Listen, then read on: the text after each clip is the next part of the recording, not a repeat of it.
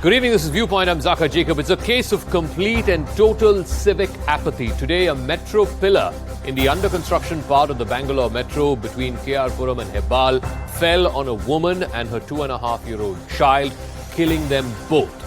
A city whose civic infrastructure is literally splitting at the seams.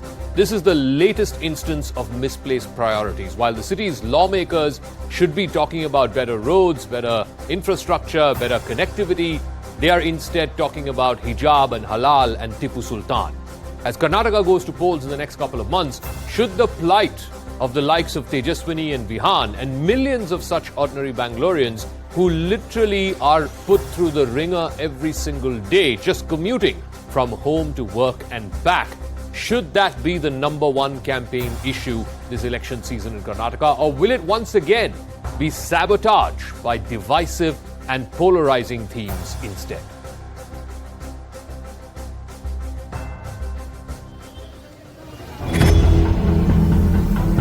This is the moment when an under-construction metro pillar collapsed in Bengaluru, crushing 25-year-old Tejaswini and her 2.5-year-old son Vihan to death. Tejaswini was riding pillion while her husband was driving their bike in Bengaluru's Nagavara area. The couple were both wearing helmets and their twin children, a son and a daughter, were with them. While they were passing through the stretch, a 40-feet-long iron metro pillar crashed on them.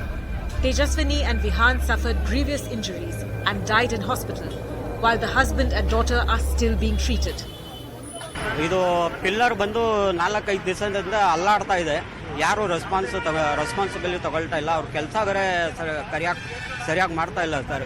ಬೆಳಗ್ಗೆ 10:05ಕ್ಕೆ ಇದು ಒಂದೇ ಸತಿ ಬಿಟ್ಬಿಟ್ಟಿಗೆ ಇವರು ತಾಯಿ ಮಗು ಮತ್ತು ಗಾಡಿಯಲ್ಲಿ ಹೋಗ್ತಾ ಇದ್ರು. The iron bars of the pillar had been fixed but were yet to be concretized.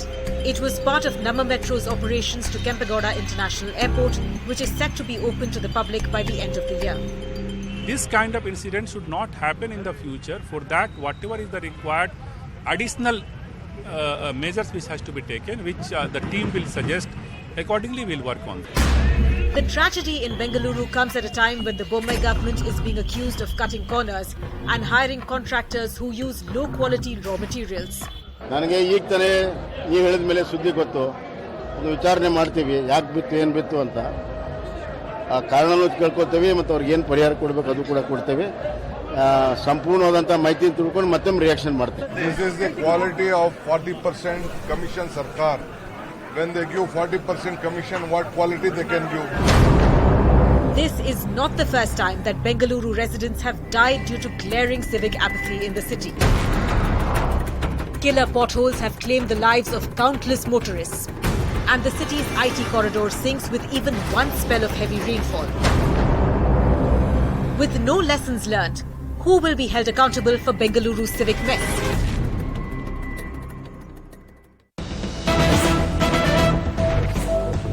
All right, we have a piece of breaking news in connection with this. The Bangalore Metro Rail Corporation has now issued a statement, the latest statement on the death of the mother and child, saying that notices have been issued to the concerned contractor as well as engineers. Remember, an iron pillar was being moved today in the stretch between Puram and Hebbal, and that's when it collapsed, killing 25-year-old Tejaswini and a 2.5-year-old son Vihan.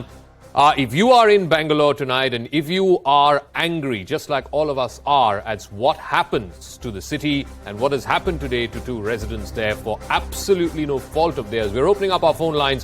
01204341895 is where you need to call us. Who has betrayed Bengaluru? Once in 5 years, you get a chance to hold your politicians, your elected netas accountable. That chance, that time is now. Call us. The number once again, 01204341895. Opening it up to our guest, Dr. Narendra Rangappa is BJP spokesperson. Bhavya Narasimhamurthy is Karnataka Congress spokesperson. Sandeep Anirudhan is a convener for Citizens for Agenda for Bangalore. And B.S. Arun, CNA journalist, also joining us. Let me start with Dr. Rangappa.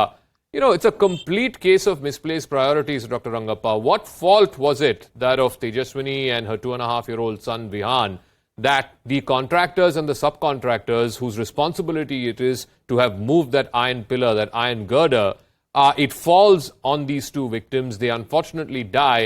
And what is the point now? You're rushing from pillar to post, statement after statement BMRCL is issuing. ultimately, whose loss is it other than that of the family, and for what fault? No fault of theirs. This is a very unfortunate incident that should not have occurred. It is really heartbreaking because 2 innocent lives have been snuffed off because of some mistake done by somebody else. The BMRCL is the authority to control the quality and control the construction of the Namma Metro Rail between KR-Puram, Hebbal and Airport. This has been leased to a firm called Nagarjuna Contractors.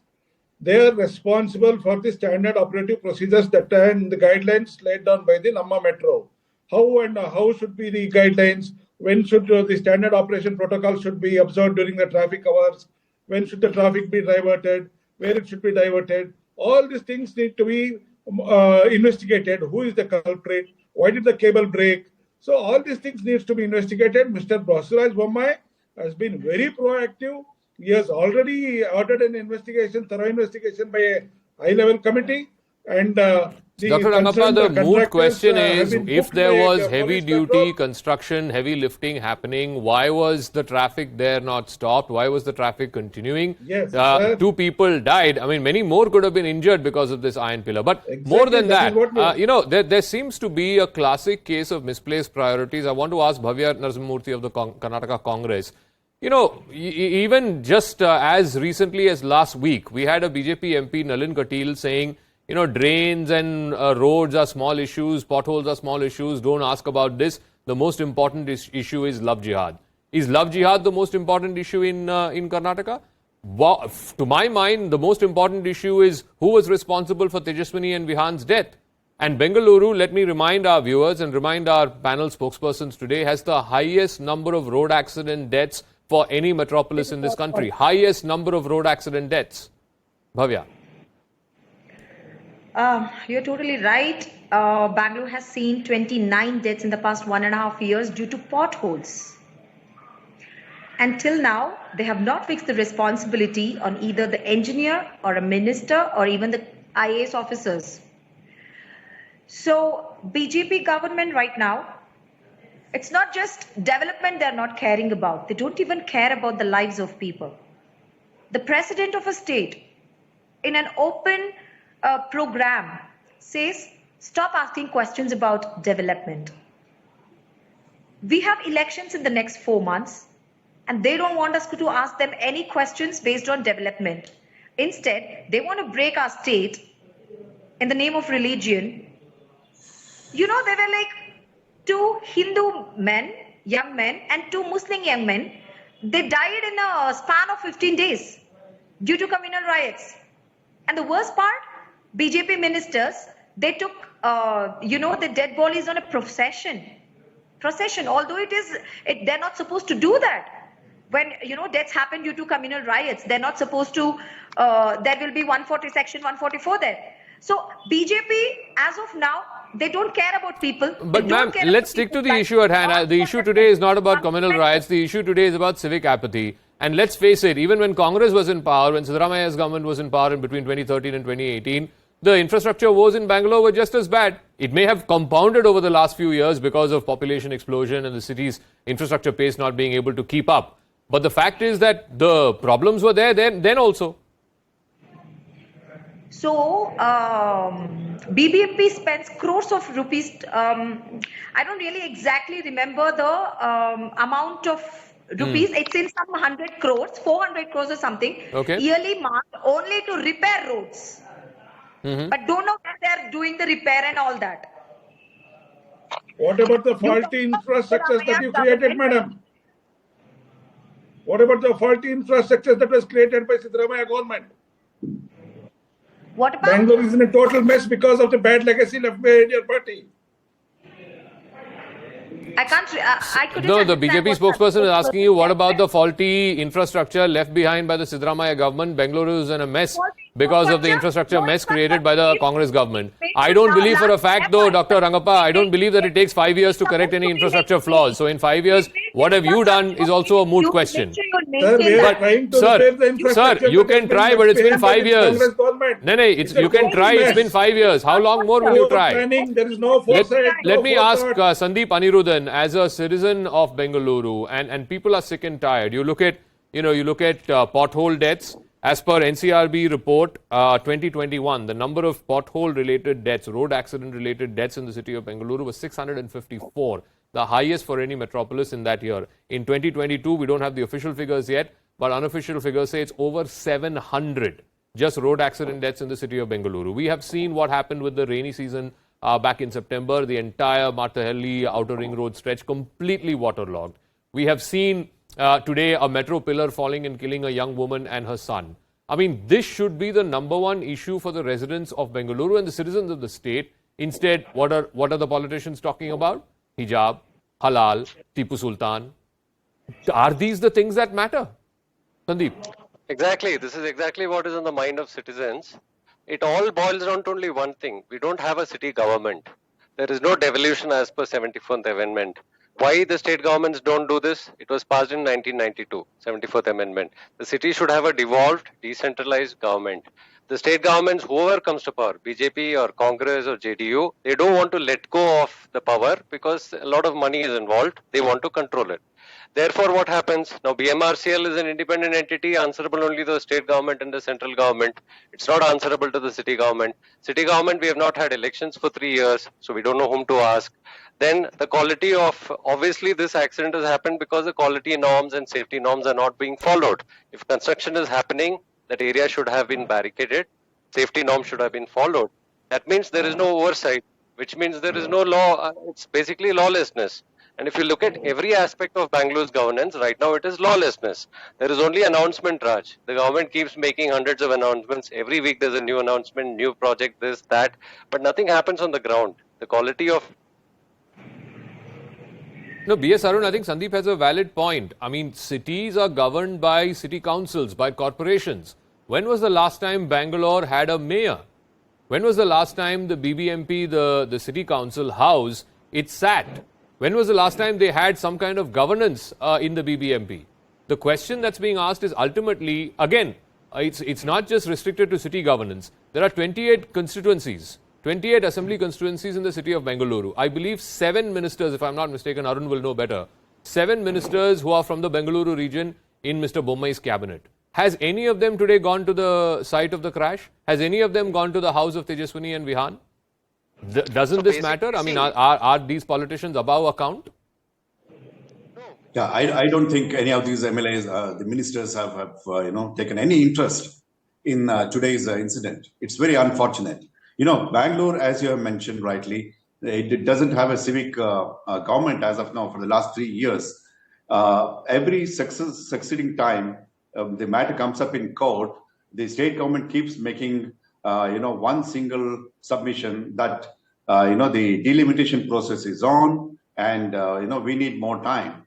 So even the courts are not doing much as regards the holding of elections are concerned. Now, in another 3-4 months, the state government itself, the assembly is going for elections. So we can't expect the corporation elections for the next 6 months at least.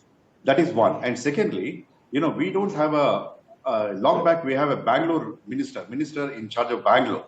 But for the last so many years, we don't have one. The chief minister himself is the minister for Bangalore. How much time a chief minister can give for a city? Although it is of the proportion of Bangalore, one of the fastest growing cities in the world.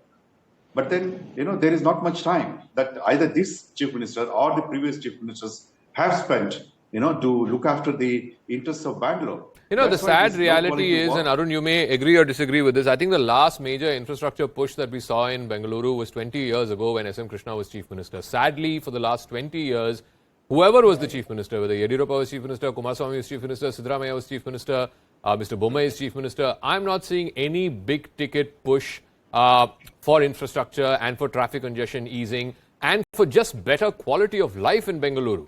Yes, of course, the population has increased manifold in the last 20 years, no doubt about it. The congestion has increased manifold in the last 20 years. Obviously, no government can change it overnight. But Dr. Rangappa, you owe it to the citizens of Bengaluru. Yes, 28 seats may not be a loss. It's only 10% of the entire strength of the assembly. But it is the capital. It is the revenue cash cow of the state. And look at the quality of life of the people of Bengaluru. They're suffering today. Today, what will you tell the families of Tejaswini and Vihan? What will you tell them? Sir, it is very unfortunate that it should not have happened, but let me also bring it to your notice and to our opponents' notice that 30,000 crores have been sanctioned for infrastructure development in Bangalore, and the tender is going to happen next month. 30,000 crores, sir.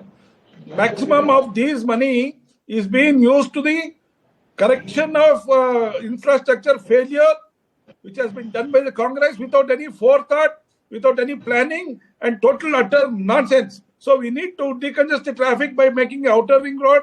Then we have a outer railroad system that we are going to come up with very soon. Mr. Modi had come and announced a project, and the project is going to take place in a couple of months. So the BJP government is trying extra hard to correct the deficiencies and bring it to a new condition where we can decongest the traffic and take safety norms to the maximum limits. No, Bhavya Narasimhamurthy, again, whether Congress was in power, whether BJP is in power, whether it is lakes overflowing, we've seen what happened in Bengaluru. We have seen the rampant construction that has happened on lake beds.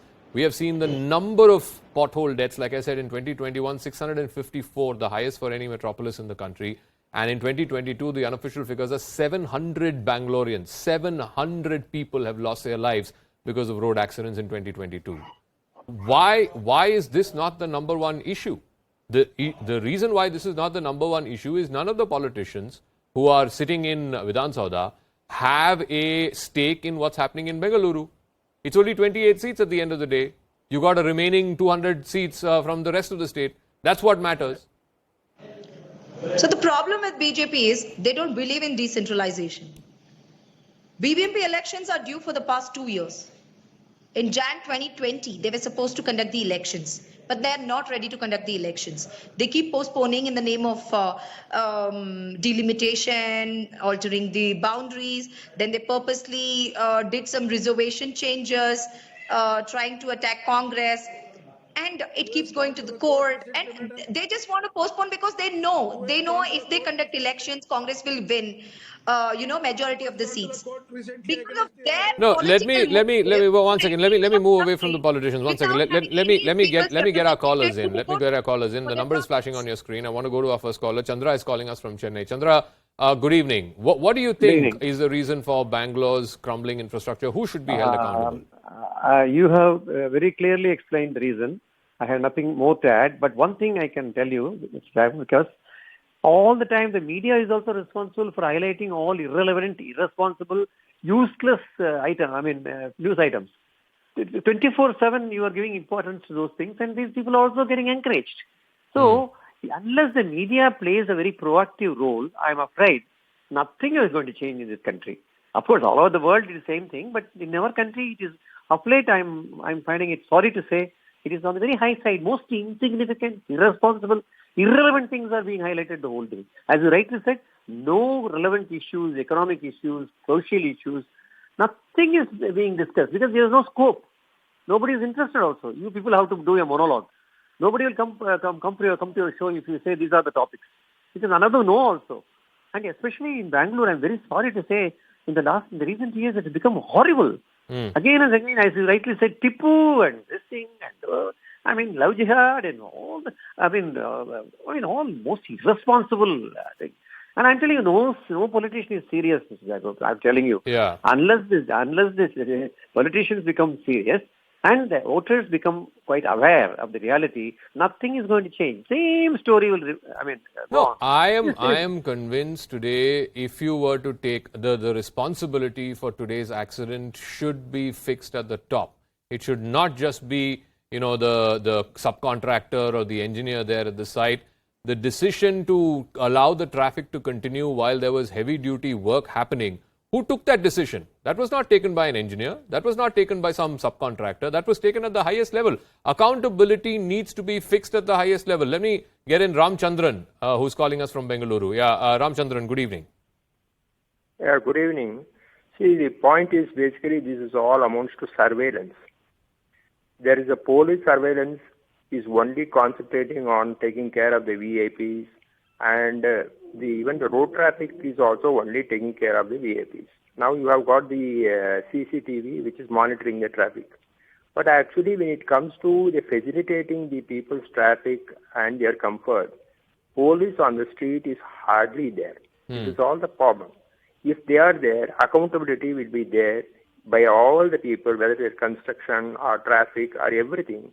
Things will be fine. That's all right. my Thank you for your inputs. It has come to a stage where Bengaluru, the Silicon City, the IT city, is today losing out to other competitive cities, whether it's Hyderabad, whether it is Chennai, which never used to be the case 10 years ago, or even 5 years ago for that matter. Let me get in one more caller and then I'll round off with final comments from our guest. Devendra is calling us from Hyderabad. Mr. Devendra, good evening.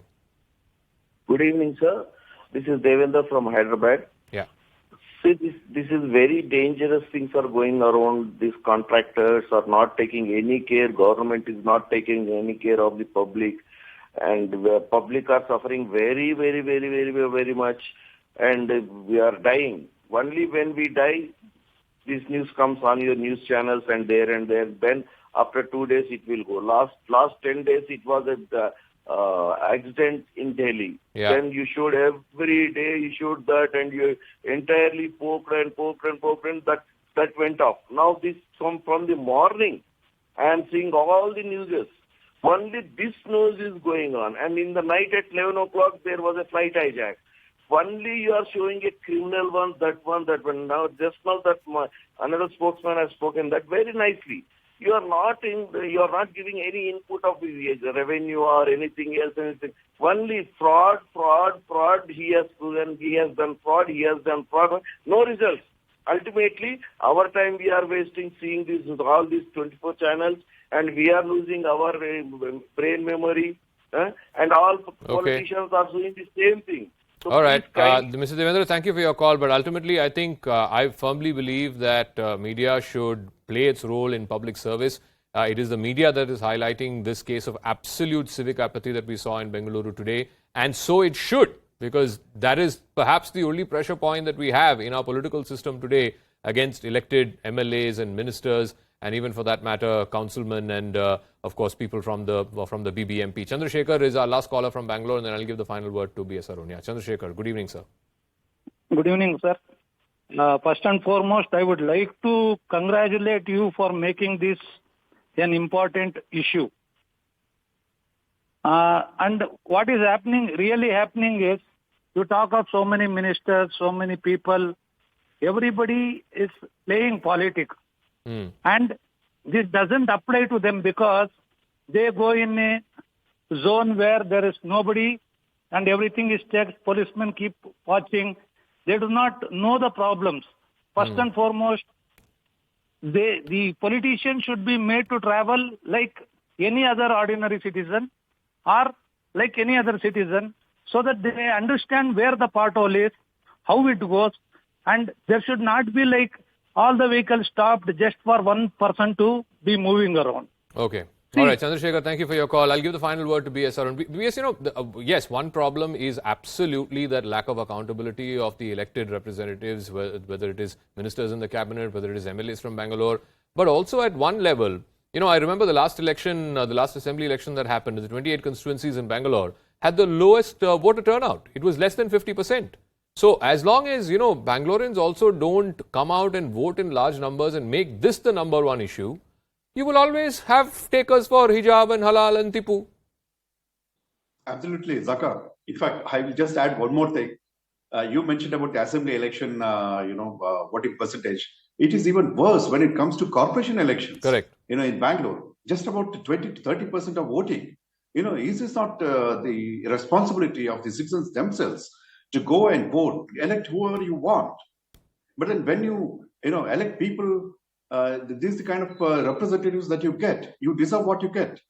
All right. This is an abominable practice being made by our citizens of Bangalore year in and year out. And for the, whenever the elections are held, this is the state of affairs. Okay. One thing, B.S. Zakar, I Arun, just want to Dr. mention Rangappa, and of course Bhavya, who joined us earlier. Thank you very much. But we're going to put this in focus, and it's the apt time because Karnataka is going to polls in the next couple of months. So this is going to be our single biggest focus. It is going to be people's well-being. It's going to be quality of life. It's going to be about your issues because Bangaloreans, as indeed, but Delhiites and Mumbaikars deserve better than the kind of governance that we're getting right now. Meanwhile, talking about infrastructure woes, there is high drama right now happening in Joshimath, where a hotel which has developed cracks is all set to be demolished. Protesters have gathered outside the hotel. They are objecting to the demolition orders. Remember, there are 2 hotels out of these 600 plus buildings. Many homes have developed cracks. Many of them have tilted as well. And we're going to show you those pictures of how there are people protesting against the demolition order that is to be implemented by the district authorities, by the local authorities there. Nikhil Lakhwani has more details on this. See, again, this is the other problem, Nikhil, that people, even when they are given repeated warnings, and they know, everyone knows that this commercial structure will not stand. The cracks have widened. It's in fact tilting to one side. It needs to be demolished. People there are protesting. So Zaka, we will start our report with the visuals at the very first place. This is the commotion that we are reporting from outside the hotels, which are set to be demolished. You can see a huge gathering of the locals is now present outside the hotels, which are set to be demolished. So a while back, a team of CBRI was present here. They had paid a visit. A pre-demolition exercise also took place where the scanning of entire building happened by all the experts. And today, since morning, a team of SDRF was already on standby mode. And now you can see many of the protesters are now present outside the hotels where they are raising slogans in huge number. And also the entire town, Joshimath, faces a blackout. There is no electricity in entire town. The light which you are seeing is off the camera because of the poles which are disconnected for the demolition exercise. This is the reason why there is no electricity, Zaka, in entire Joshimath town. But now this is the anger which is now coming out of all the locals. You can see a huge gathering can be seen, and in fact on the other floors as well we can see that many of the people have gathered here. They are raising slogans against the police deployment as well, which is present right outside the hotel. And at the same time, Zaka, they are also angry with the NTPC project, which is said to be, as per the locals, that this is the main reason of concern and this is the main reason behind all the activities which are currently underway in the town. Nikhil, if you can show our viewers once again that hotel, it's an orange colored building. It is tilting to one side. It is in fact knocking on the building next door. It has got a structural damage. There's no way you can, conduct commercial activity in that hotel. And rightfully, the authorities are saying, the hotel has to be demolished because otherwise it's a danger to the people who will be going in and going out. But the people there are refusing to heed to that. What exactly is the nub of the problem? Are they saying that the notices have been issued late, or that this is rearguard action by the administration? They should have been warned earlier. Or they want compensation? What exactly are they protesting against? Because I, shudder to believe that anyone would put their own life in harm's way, and going in and out of that building is putting yourself in harm's way. So, Zaka, there are a couple of reasons why the affected people are angry with the district administration. And also, at the same time, I would urge my camera person to show the visuals as well, to pan on the hotel, where the gap between the two buildings to hotel is almost negligible. Sir, एक बार visual दिखाते रहिए आप cracks वगैरह के भी. So, as far as the details are concerned, we have spoken to the owner of the hotels as well earlier this morning. And they have told us that no official communication has been received to them by the district administration. And a while back, Zaka, we had a word with the DM Chamoli, who is nodal officer of entire administrative activities which are currently unfolding in Joshimath area, Himanshu Khurana. He has spoken exclusively to CNN News 18. He has said that notices have been served to all the stakeholders, particularly the owner of these two hotels, under the Disaster Management Act. So also, as far as the compensation is concerned, this is the point of focus where the anger is all about. They are saying that the district administration so far has not communicated as to what is the solution that is going to be given to them by the administration, by the state government. At the same time, they are not communicated as to how the things are going to take place in the days or in the times to come. All right, Nikhil, we'll leave it at that. We'll see how this story plays out there in Joshimath. This is right now demolition orders for 2 commercial buildings, 2 hotels, and the locals there are protesting against that. We'll keep an eye out on that. That's a wrap. Ridhima joining you with the biggest exclusive. you.